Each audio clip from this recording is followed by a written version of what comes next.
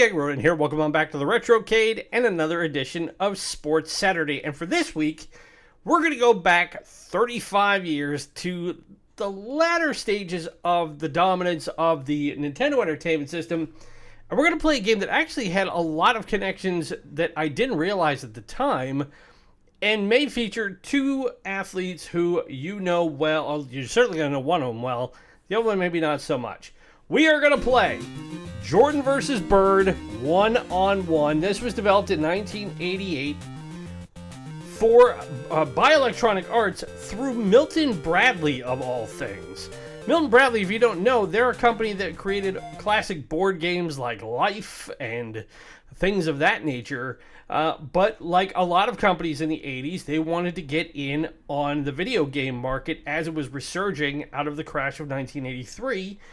And Electronic Arts was not EA. They weren't what they are now. They're not the monolithic juggernaut we all know, and depending on your point of view, maybe not, don't like very much. So what we're going to do over the next half an hour is we're going to try this game out, and this is a game that I played quite a lot back in the day on the NES. It was released on other systems. It was released initially on the Commodore 64, as well as DOS PC systems. It then was later ported to the Sega Genesis, which in retrospect probably wasn't a good idea because this is a game that was really best developed for the 8-bit generation at its peak, not the 16-bit generation. So as you can see, you've got a couple of differentiations on what you can do. You can either do a one-on-one, as you can play Jordan versus Bird. You can do a full game, which is set by a timer. You can set a point limit of going to 15 or 11. You can do a warm-up, so you can do a practice run. And then you had what was really the high point of this game. You can do a slam dunk contest with you and a buddy, or you can play the computer as Michael Jordan. And then you can do a three-point contest where you are Larry Bird. Now, this game was not officially licensed by the NBA. It was a game that they were able to put together, and actually this was a sequel to a previous game that had come out, I believe, in 1985. And it was called One-on-One Dr. J, being Julius Erving, versus Larry Bird. So let's just do a warm-up here really quick so I can give you an idea of how this game works. So when you're doing the slam dunk contest, you get these different dunks that you can choose from. And each one has a different way to approach the basket, and then the interesting thing is trying to figure out how to pull it off. It's not as easy as you may think. So let's just go for a standard back slam. And as you can see, Mike is off to the left of the key, that key being that blue strip down where the basket is. And what I have to do is I have to come around this way, hold the button, whoops, and then I hit the wrong button. And you have to hold the A button down until you get close enough to the hoop, and then let it go so it will go through. Like so. Although that time it went off the rim. And then you get ranked based on your overall, there it goes, on how the judges think you did. And it's on a 10-point scale, 10 being best. And you have to come at it a certain way. You can't just run as you want around the floor.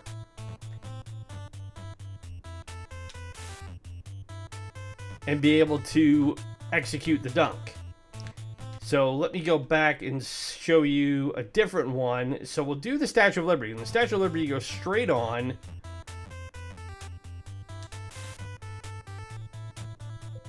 And that one netted me a 4s and 5s mainly. Let's see if I can get better at this. And mainly the trick is being able to do it all in one go. So now you see my scores going up a little bit. So now I'm getting into the 6s. So let's see if I can do...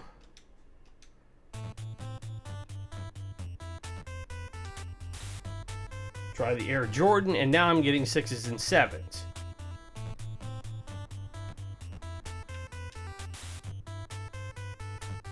And that one went down a little bit further because I went wider.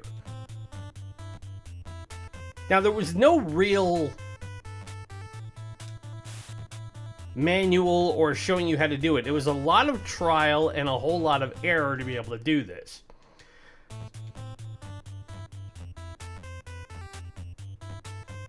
Whoops. So let me go around here again. And remember, using an NES controller where you only have the D-pad, your A button, and your B button, you would think the controls wouldn't be that hard to manipulate. But it's not as easy as the basicness of the controller would lead you to believe. So now to get out of this, you hit the start button. And then I will show you the 3-point contest. Now, the 3-point contest works is you use the B button to grab the ball. You use the A button to do your shot. And what you need to do is you need to time it so Larry lets go of the ball at the right moment for it to go in the basket. So you go A, and actually it's B to let it go. And you just got to be able to let it go. And then you will go around the 3-point line. So you'll start in this corner. You'll come out here to the 45-degree mark. You let 5 balls go here. And in the actual NBA 3-point contest,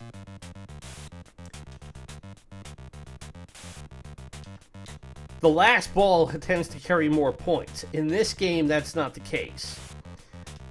And you don't want to hit the B button too soon, because if it looks like it's going in and you hit the B button to grab the next ball, then it cancels your previous shot. And the problem in this one is that trying to be able to get to the right spot where you can grab the ball off the rack.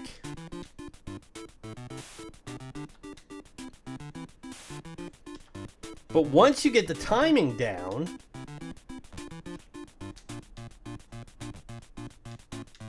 you can get pretty good at it.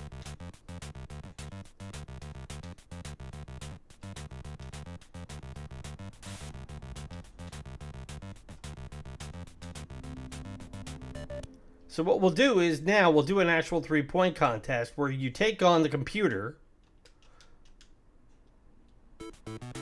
And the computer will go first, and you have 60 seconds to go around the horn and knock down as many threes as you can.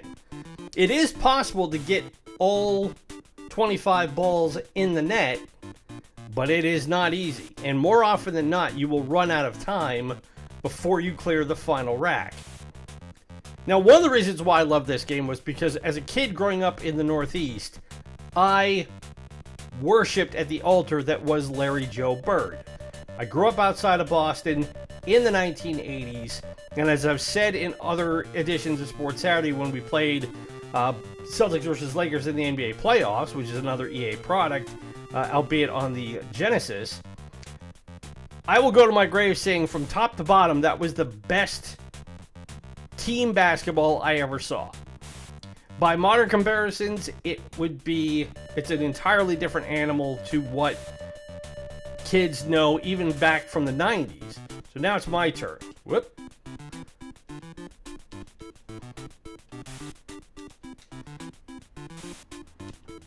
And I want to be able to get it around here. And as soon as you get it, you move, grab the next ball, and let it go. And that will save you a lot of time. Now, you do 3 rounds in both the slam dunk contest and the 3-point contest.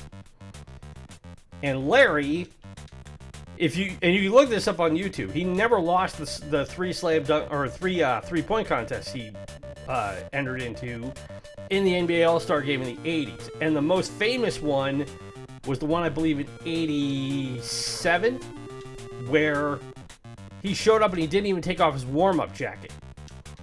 And he was down to the final rack and had to hit them all to win it. And not only did he, but at the very end, he stuck his finger up in the air. Oh, come on, give me the ball.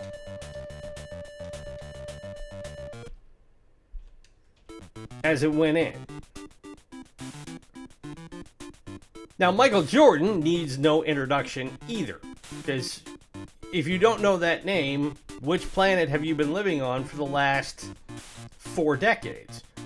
You know, even though he's been retired now longer than he was a player, MJ is still the most influential name in the history of basketball. You know, I used to live literally down the street from where Nike is in Portland, Oregon. I watched Nike get built as a teenager. I kid thee not. The impact of Michael Jordan cannot be overstated enough. And it's become to the point now where it's almost mythic. But at this point in 1988, he was still in his ascendancy. He had put up 63 points in the playoffs against Larry Bird and the Celtics, albeit in a series that the Celtics ultimately won. But people knew after he had helped North Carolina win a national championship and got drafted in the NBA that this was a different kind of cat. And then we all know what he eventually ended up going on to do in winning 6 championships before he was done. Oh, and that was going in. You've got to be patient and let the ball get to the basket. And you can pretty much tell where that ball is going to go. So that one was short. That one was long. That's what I want. I want to be able to do that one again. Nope.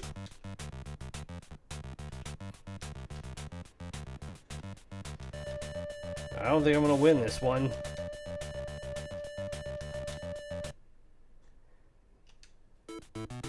So now he's just going to clear this final rack. I'm pretty sure that the computerized version of Larry is going to win this game. Now, when Bleacher Report did their list of the greatest sports video games of all time, this game actually ranked 24th out of 50 on their list. It got 27 votes. And they said for the time, even though it's very rudimentary, the fact that you had the star power of Jordan and Bird and had them doing what they were best at, which is Bird as a distant shooter and Michael as, along with Dominique Wilkins, the best high-flying dunk artist in the game, that was what people were going to want to be able to do. And yeah, you do the one-on-one, and that was fun if you had a friend or whatnot, but more often than not, at least when I played this game with my friends and with my siblings, this is what we were doing.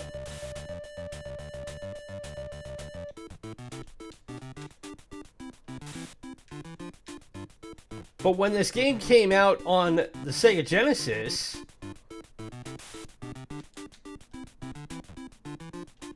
whoop, I gotta get back. I'll get over there. Thank you.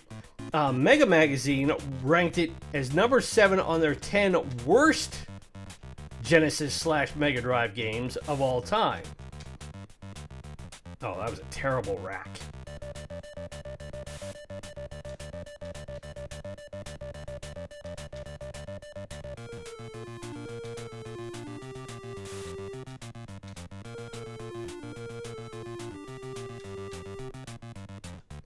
And in their review, they called it a substandard sports simulation that lacked any depth and the graphics seemed very rudimentary. Well, it was originally designed to be a computer game that was ported over to an 8-bit Nintendo system. Of course it was going to be rudimentary. So we lose this one. And now we can go do the slam dunk contest. We'll try this. And again, the computer goes first, and it will pick the dunk that it wants to run. Now, it's not like Horse, where we have to do the same dunk. But it got pretty high scores there of 9s and 8s.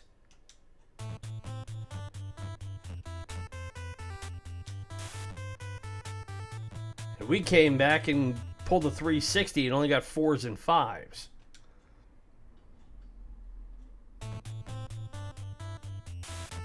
So now he does the launch from the free throw line, and that's 43.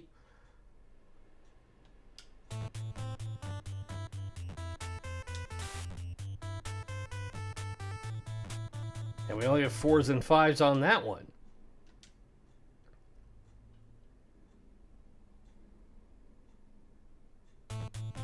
So now he goes back to doing the backward slam, and he hit it. And gets 8s and 9s on that one. So 42 in that one.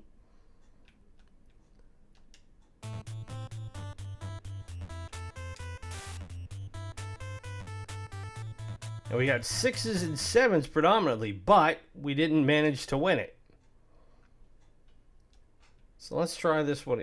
Actually, we'll do follow the leader on this one. So what follow the leader does is you have to do the same dunk.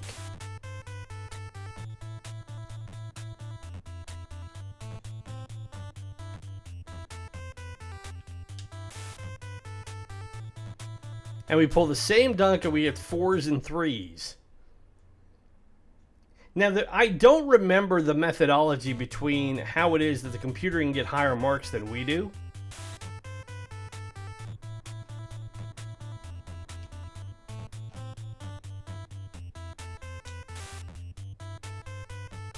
Because now we're getting 6s and 5s.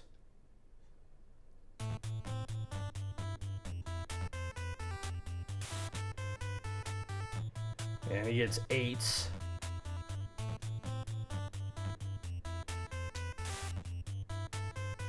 And we get 4s.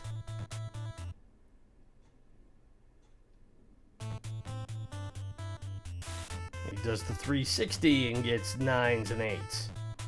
But this leads to some of the frustration with this game in that the partiality of the judges made it really difficult to get good at it. And again, 35 years ago, there was really nothing in the manual that gave you any real indication of how to make sure you got the highest possible score other than executing the dunks.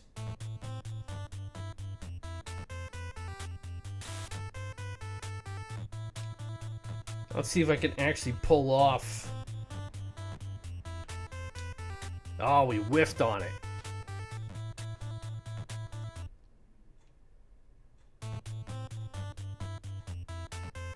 I'm still hoping we can get at least one good score that is in line with what the computer is getting.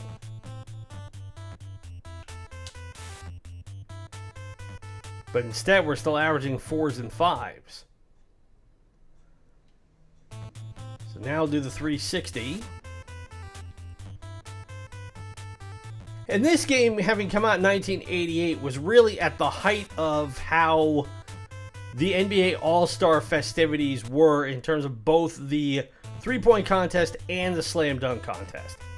And you ask any basketball fan, what was the golden era for both? And they will say pretty much between 1985 and 1988, when it was Larry in the three-point contest versus the rest of the long-distance marksmen.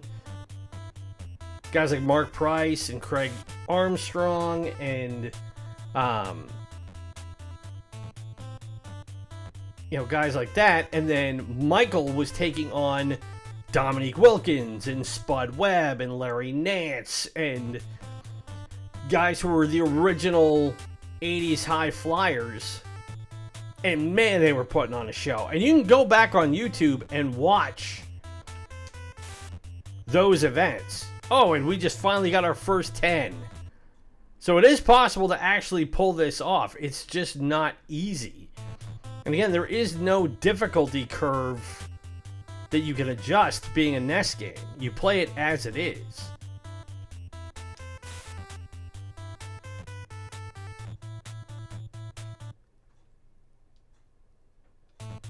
So now that we've done that, let's do a...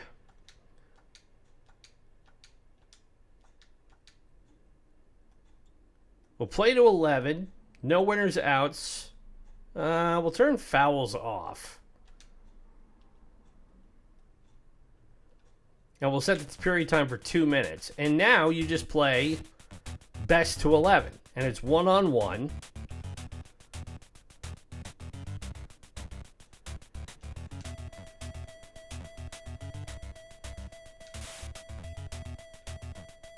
And this could end up being a very quick game if Michael doesn't miss a shot. Goes for the 3. And you can't really block in this game either.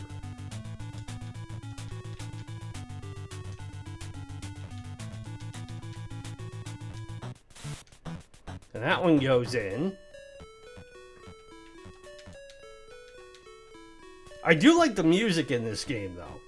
The music's not bad for an NES MIDI track. And this is back when you didn't have to worry about things being copyrighted. They weren't trying to import stuff. This was all stuff that they created on rudimentary computer processors that nowadays wouldn't power 1% of an iPhone.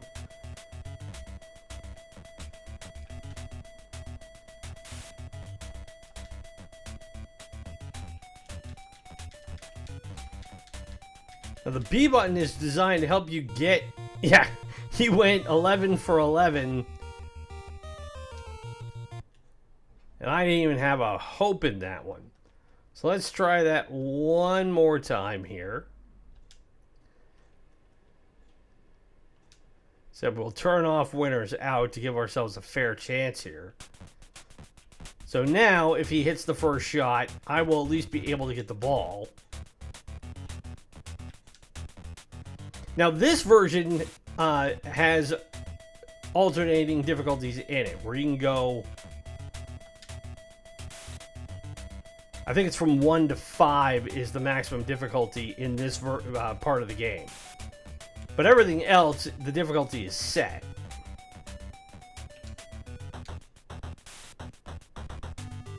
And I don't believe it's a matter of having to win by 2s either.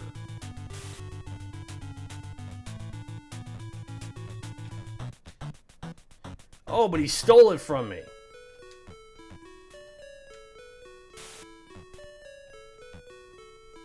Well, now he's got me on the back foot. Do I try the 3-ball? No. Elbow jumper knocks it down, and now I'm down 5-2. How did I miss it from there?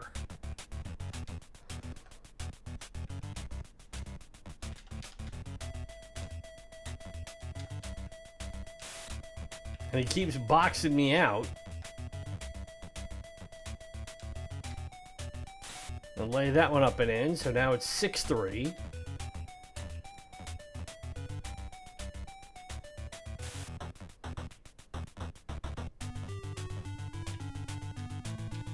Try the 3-ball again, no.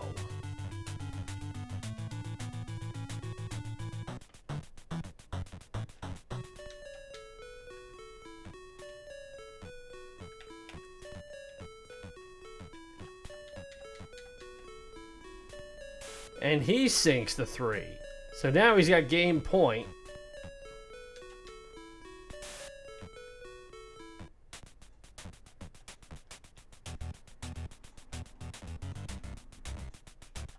And that'll do it.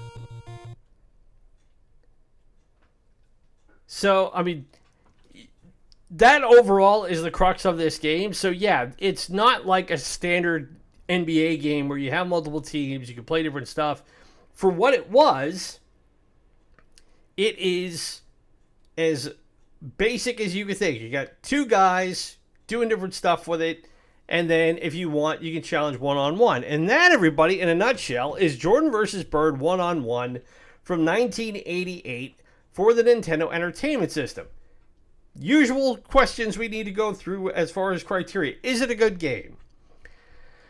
For the time, yes, because it was one that you could play with your buddies. It's a game that if you put enough time into it to really master how the mechanics worked, it rewarded you for doing so.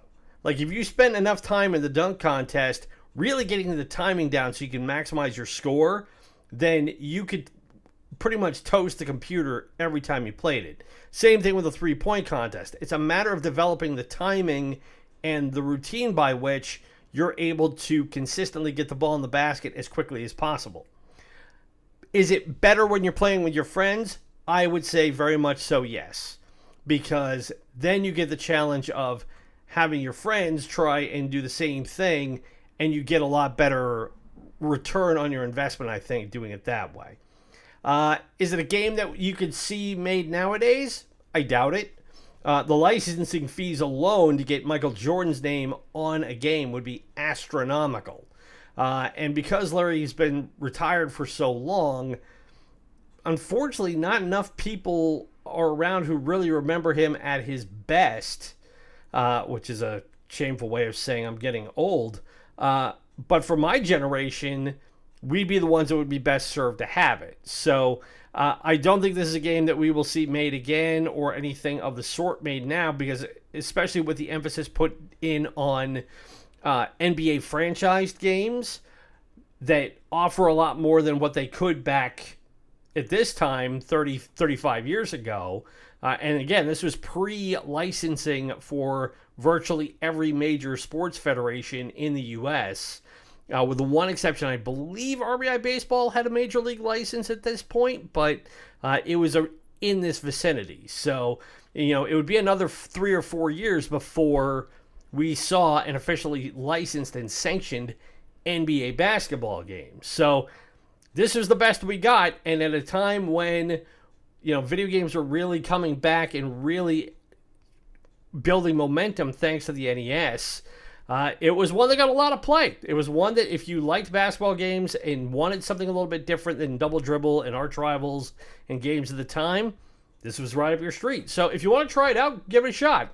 I play it on the Mesen emulator, M-E-S-E-N. It's a free emulator, and, let me know what you think. So if you've enjoyed this, and I do hope you have, best way you can show it, hit that like button, subscribe to the channel if you are new, ring the bell to be notified of the latest content. Remember, we do have Sucker Punch Sunday coming up tomorrow, where we will play a classic sports, or a classic fighting, or fighting platform-based game, I should say, from the 3rd, 4th, 5th, and 6th generation. You can also follow us on Instagram and Threads at Ronan's Retrocade. Be sure to vote on our poll question. Do you want to see me, a 40-something-year-old lifelong gamer, finally delve into the From Software universe, specifically taking a crack at Dark Souls Remastered? You can go to our community page and cast your vote. Thanks to everybody who's done so far. But as we approach 200 episodes on this pokey little channel of ours, that's something that we are going to make a decision on the closer we get to that. So keep your eyes peeled as further events warrant. And as always, if there's a game you would like to see us feature from the Nintendo Entertainment System, the Super Nintendo, Sega Master System, Sega Genesis, or Mega Drive, SNK, Neo-Geo, Nintendo 64, PlayStation 1, or PlayStation 2, leave it in the comments below or drop me a line on Instagram or Threads. It could be any game from those consoles you want. And my name is Ronan. It's been great to spend this Sports Saturday with you. Be safe, be well, happy gaming, and we will talk to you tomorrow for Sucker Punch Sunday. Bye!